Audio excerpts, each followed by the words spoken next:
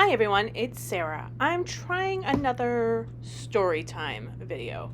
You get to watch me while I edit a project or write a project, and I'll tell you a story about my life. I tried this earlier, and my friends and family gave me some topics that they thought my readers and viewers might be interested in, so we're going to try that. What am I editing in this video? Well, this is, actually, I don't know what I'm looking at on the screen anymore. I think it's, I am not editing at this point. I am doing some of the business side of being an author, of being an indie author.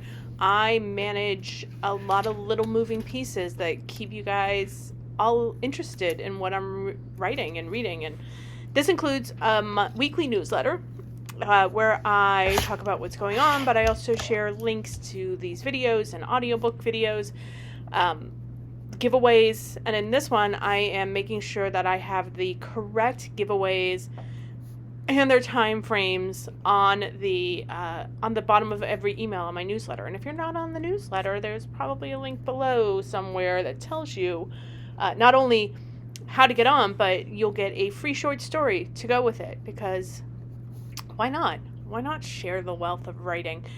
So I am going through and doing that. And a lot of what you'll probably see in this video is me doing the work of getting the next newsletters ready for my readers and deciding some project management side of things. You can see in the back, my little gold notebook is open, which has the to-do list and all these project management side of publishing books. So what's the story I'm going to tell then? One that it really resonates with people, and I think might for you as well, is how I failed out of college. It's not something I shy away from talking about. A lot of people do know it. My first round of college, I failed. I failed big. I do now have 2 master's degrees. I have a job I love. I have a career I am passionate about. But it took a lot of work to get me there. I was one of those, I wouldn't say I was a type A student, but I was an overachieving student. And I have a passion for learning. I love to learn, but I have to be interested in what I'm learning. And then I love turning around and sharing what I've learned, which is why you all get to read books about things that I have researched obsessively. But that's not the point. At this point in my life, it was all about a single achievement. I was supposed to get into college. There was nothing we really discussed after that, but I had a career path when I started high school. I was going to go into the television industry. Over the years, I was in what in Miami they call the magnet program, where I was in special classes and bused to a school outside of my typical feeder pattern, which was, the elementary school that fed into the middle school that fed into the high school. And I was, the city paid for me to be bused and for me to go to the school. It was a way for this county of Miami-Dade to get white kids into minority-rich schools. And there's a lot of racism around it, and we'll unpack that another day. But feel free to mention how racist it is in the comments. I will completely agree with you, because I was a white girl who was enticed to go to schools where I got to meet a much more diverse group of students and classmates than I ever would have in my own schools. But it was about getting the white kids into these Black and Latinx schools.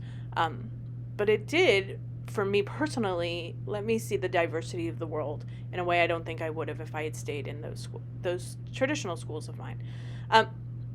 But by high school, I was in a program that focused on television production, and I was torn between 2 directions. One hand, I wanted to be on screen, and on the other hand, I wanted to be producing behind the screen or editing. I really liked being in control of the production, both what you saw and the whole setup, and it leans a lot into my other strengths. But something happened in my senior year. I was already beginning to feel stretched too thin. Even though I was the kid that did AP classes my junior year, I quickly learned that I didn't need to put in a ton of work to get decent grades, and I didn't need A's and to be the best to get what I wanted. So my senior year, I sort of stepped back. I stopped taking the AP classes, leaned more into the honors classes, because what was really important was the grades I had my junior year, and I had put in a lot of effort. I was doing youth group. I was doing college credit courses outside of school. I was trying to do a lot. And then I decided I was going to go on a trip called the March to the Living. We will talk about this trip, but the summary is I walked into my own trauma. I was a very sheltered, protected Jewish teenager who was surrounded by other Jewish teenagers, and then at school by relatively privileged but not wealthy, diverse students from various backgrounds. So I still really didn't know how the world worked. I knew Judaism, and I knew Judaism was not loved. We grew up learning about the Holocaust. I was bombarded with the Holocaust from as soon as I could read. Probably even earlier than that, but those are my memories. And this trip, the March to the Living, when I did it, was done every other year. Took junior and senior students into Poland for a week and then to Israel for a week. And when you were in Poland, you saw the death camps, the concentration camps. You walked from Auschwitz to Birkenau, a mile. That is the March of the Living. It was a sea of kids in blue jackets walking between these two, what are essentially museums now, but there was a lot to unpack when you see rooms full of suitcases, of hair, of children's shoes.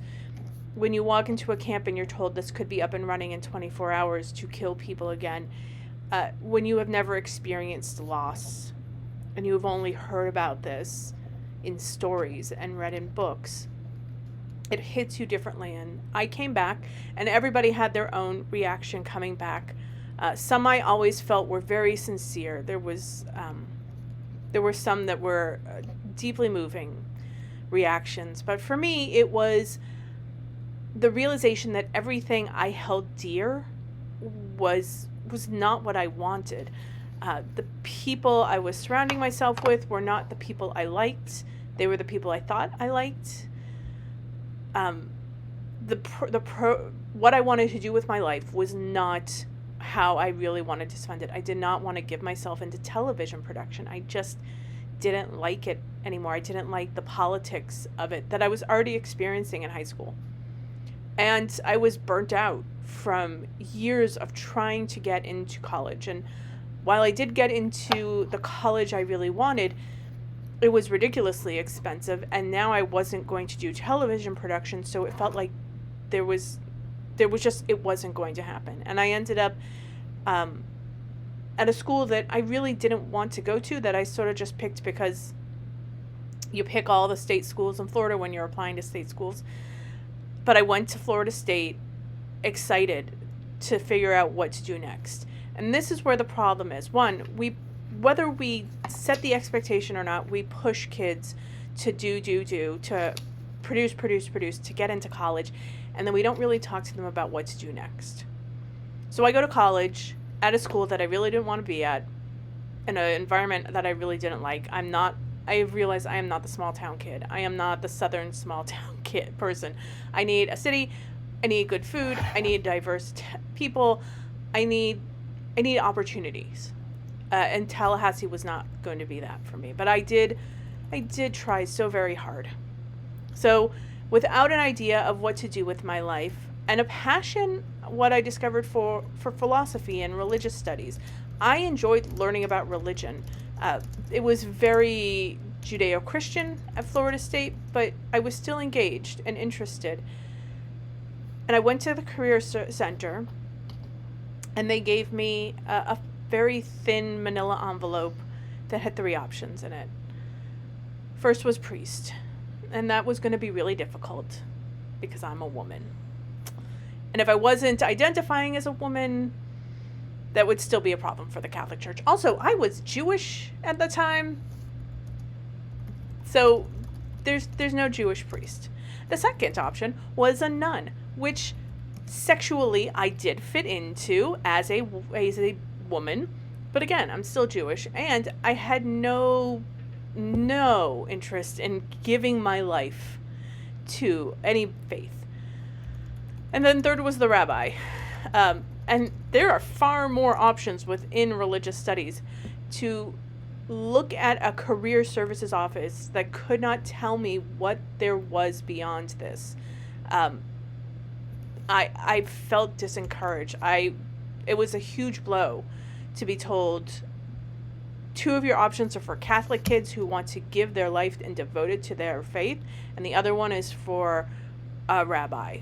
And I had no interest in being a rabbi because my interest in religion was never theological. It was always sociological and anthropological. But I didn't know that at that time. I just knew that within religious studies, there seemed to be nothing beyond being a professor. And I really wasn't interested in that at the time. So I turned to my parents, and my mother swears she doesn't remember this conversation, but I do. The conversation was, you have 3 options. 1, you can be a teacher. And I thought, I don't really want to be a teacher. I do like teaching, but I don't really want to be a teacher. The second was I could be a nurse, and I don't do well with blood. So that was out. And the third was I could go into business. And I didn't really know what that meant, but I knew it didn't interest me. And I'll say this now, 30 years later, business majors are the science version of English majors. It's just not specific necessarily. So whatever. But I didn't like those 3 options. And without a clear strategy for my life, I quickly shut down. I let the burnout take me where it wanted. I stopped thinking about my future, and I just tried to get through the day-to-day. I really did not have a plan. I stopped going to classes. I stopped hanging out with friends. It really was me depressed. And after 4 years of this, my parents finally had enough, and they brought me home. And once I was home, I had to do the work. And if it hadn't been for my friend Craig, I don't think I would have figured out a path. Because somewhere in that final year, he looked at me and he said, you should just become a librarian. And I don't ever recall that having been a career option for me. My experience with librarians was primarily my public librarians who I'd grown up with. But I didn't really talk to the librarians on campus. I'm a very independent, self-sufficient learner. I figured out libraries and I did them myself. I got help when I needed it from whomever would give it to me. So the idea of being a librarian really still at that time felt like I don't really want to spend my life with books either. But he said, no, you have all these technology skills and all the fun technology stuff is happening in the library. Now keep in mind, this is still 1998. The internet is brand new. We still dial up. We still have to listen to the screeching and all of that on your computers. And I think our campus had some sort of Ethernet already in place because we were a university, but I don't remember. But he said the magic words. He let me put stuff together that, yes, I loved tech.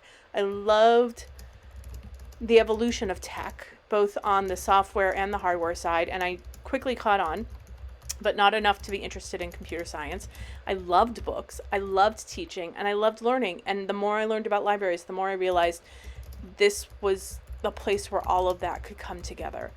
And when I told my parents, they were quickly able to help me create a strategy for doing what I needed to do. We learned that I would need a master's degree so I could do whatever I wanted as an undergraduate. And I happened to be back in Miami, where Florida International University had a religion program that was focused on anthropology as much as it was on some theology. And they had an anthropology and sociology department that was doing a lot of work around the cultures that might be embracing different religions. So I realized I had a home. I just had to take the steps necessary. And once I was able to create a strategy to see the end, I really do need to have a strategy and to know my end goal. That's when I was able to put it together to finish. I got my AA at Miami-Dade Community College then, but now just Miami-Dade College. I went to FIU, got my bachelor's, And then I got into Simmons and was up in Boston. Within 2.5 years after failing out, I had the degree and was well on my way to getting my master's. So when I talk to kids and parents who are worried that their children, when I talk to parents who are worried about their children, because that's who I talk to now, I'm in my mid-40s, I tell them my story. Because, yeah, their kid might flunk out of college. It's not the end of the world. This is not the lifetime decision. But you have to support your child and help them discover how to use their strengths to their benefit. So that's how I failed out of college. And I think that's about it on this video. At the same time, I hope you enjoyed watching me create some newsletters and hearing about the time I failed out of college. If you have topics you want me to talk about, please put them in the comments below, or send me an email if you want. That's fine. Really, if you want to just Facebook message me or Instagram message, like however you want to. Just tell me the topics you want to hear about. We'll do story times once every other week or so, and I'll tell you more about the things you're interested in. Like this video so I know, even if you don't have a topic, you at least want to see more of this. And subscribe so you can see all the videos as they come out.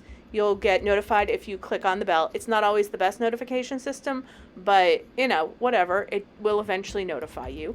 And I hope you will come back for the next video.